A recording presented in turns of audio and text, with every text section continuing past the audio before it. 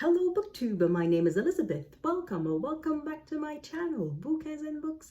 This video is my pile of possibilities / TBR for Victober, already Victober. You probably know what Victober is, but just in case, just in case, I'm going to repeat it anyway. So Victober is a month-long celebration of Victorian literature. Victorian literature is considered to be books published between 1837 and 1901 by authors in the UK or Ireland. I suppose you could include the rest of the empire too, but according to the hosts, that's the definition. Who are the hosts? There are 5 this year, and I will leave links in the description box below. They are Kate Howe, Katie from Books and Things, Petra from the channel Petra U, Marissa from Blatantly Bookish, and Roz from Scally Dandling About the Books. So links in the description box. And you will also find other links in the description box because I will mention other channels. And I'm going to start with a shout out. It is Elizabeth, great name, from the channel A Literary Princess. She studies Victorian literature at university, and she made video about lesser known Victorian authors. So if you think of Victorian authors, okay, there's the Bronte sisters, Dickens, Hardy, Trollope, Gaskell, and you're sort of done. Go check her videos. She has other suggestions, probably authors you've never heard of. So check that out. That being said, I am not following her suggestions. I'm going for very well-known authors this year. So I'm going to start with the buddy read. So the books that are a TBR, I will read them. North and South by Elizabeth Gaskell. This one I'm going to buddy read it with Elli from the channel My Cozy Chronicles. And again, I'm going to leave links in the description box to all the channels that I mentioned. So this is the story of, I don't know what. No, I know what. I saw an adaptation, TV adaptation of it on Netflix. I guess it was BBC or something like that. It's about a girl who is from the south of England, which is more traditional, more rural, and she moves north, more industrial, and I think it's a love story, a coming-of-age story. There's a lot of things going on in there. So it's about North and South in England, not the US. England. And the second one that I'm going to read with a group is Middlemarch by George Eliot. I've never read this. This is a monster of a book. It is huge. It is very often voted the best book in English literature.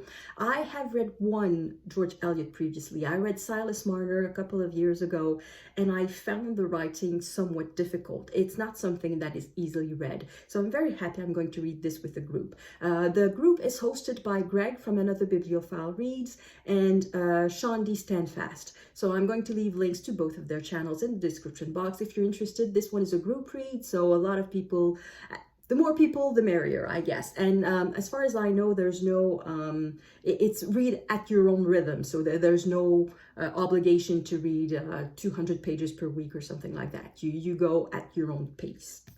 So these are the 2 books that I'm going to read. The rest is more pile of possibilities.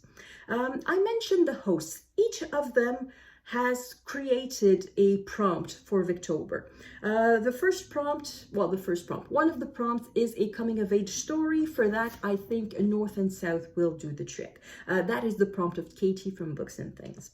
A second prompt that I don't know if I'm going to follow is the one suggested by Kate Howe, which is to read a book that features chronic illness or disability. I'm sort of crossing my finger that in this book there's something of the sort, because as far as I know, Middlemarch is about the life of a village. So about everyone, well, not everyone, but many people living in a village. So hopefully one of them will have tuberculosis. hopefully, I suspect at least one of them will have some sort of chronic illness, some sort of disability.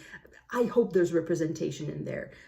If not, perhaps in there. But I'm not going to choose another book just for that, because just reading these 2 books is already, it's quite a few pages. It's like 1,200 pages, tightly written.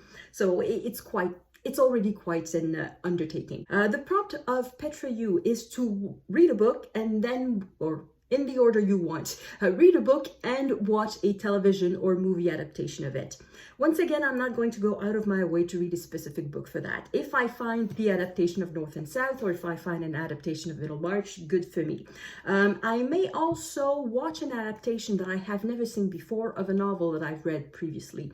For example, I read Jane Eyre this summer, and for the first time, and I have never seen any adaptation of it, and I know there's a movie of it on Netflix, so I might as well just watch that. So that could be what I will do for that prompt. The fourth prompt is to read a short story. That is a prompt by Marissa from Blatantly Bookish.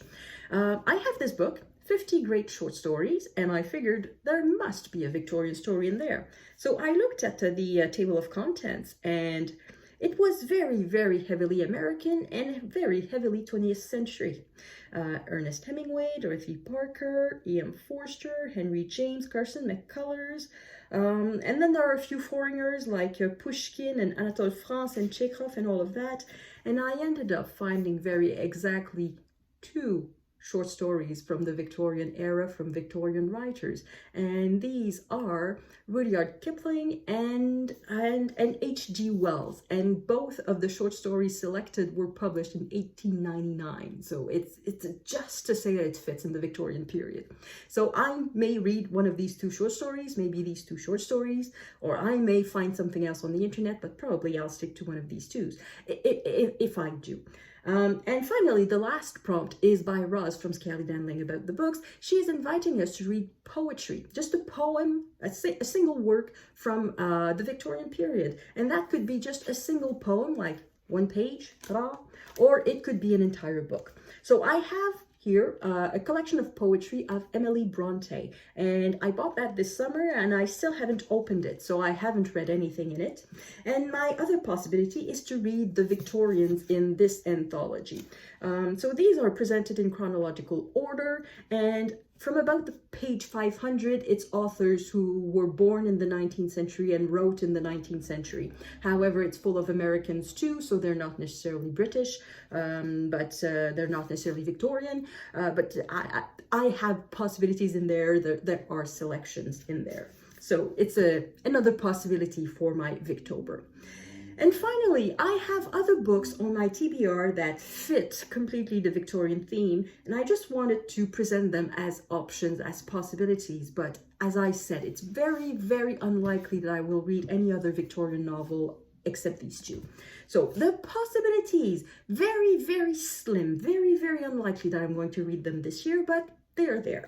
Barchester Towers by Anthony Trollope. Last year I read The Way We Live Now by Anthony Trollope, and I liked it, but only so-so. Hopefully this one is supposed to be one of his best, probably the most famous, so perhaps this one is better, but maybe not this year. I have some Dickens, Bleak House. I have read 3 Dickens, and have I read 3 Dickens or 2? I've read A Christmas Carol, which barely counts, and I've read David Copperfield. And that's it. I read 2 Dickens. So this would be a 3rd one. And I'm only mildly interested in Dickens. I don't think I want to read Oliver Twist. I don't think I want to read Little Dorrit. There are plenty. The Pickwick Papers. I don't know. There are plenty of Dickens that I'm not that interested in. But this one I am. Because it deals with a topic that is kind of interesting, which is the legal system in the UK, in England, I should say, which is something, the legal system in 19th century Britain. And I don't know if it's much clearer today, but back in the days it was as clear as mud. And I know that this one is a bit of a happy ending, so perhaps this one would suit me more. And just in contrast to a happy ending, I also have Jude the Obscure by Thomas Hardy. I've never read any Thomas Hardy, and I've listened to a few videos of like where to start with Hardy or some things like that. And Jude the Obscure is never one you should start with, but it's the one that I have. And I know that it's the favorite Hardy novel of a lot of people, so I don't see why I shouldn't start with one of his best, if it's because I think it's considered one of his best, or even if it's dark and somber, I don't think it's a reason not to start with that. But as I said, very unlikely that I'm going to get to that. So that is it. That is my Victober, Victorian literature, Victober, TBR, pile of possibilities, plans eventually, perhaps maybe for October. So thank you everyone for watching. Let me know in the comments if you intend to participate in Victober, if you have read any of these books, and if you think, no, truly not worth your time, just don't read that. Let me know. Or if you think it's totally worth my time, read that. Let me know too. And I will see you in the next video. À la prochaine!